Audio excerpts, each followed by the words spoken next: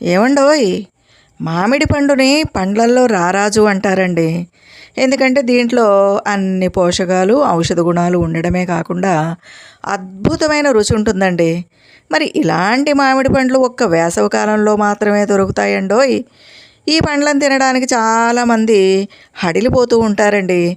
ఈ పండ్లను తినడం వల్ల వేడి చేసేస్తుందని, సెగ్గడ్డలు వచ్చేస్తాయని అనుకుని మానేస్తూ ఉంటారండి.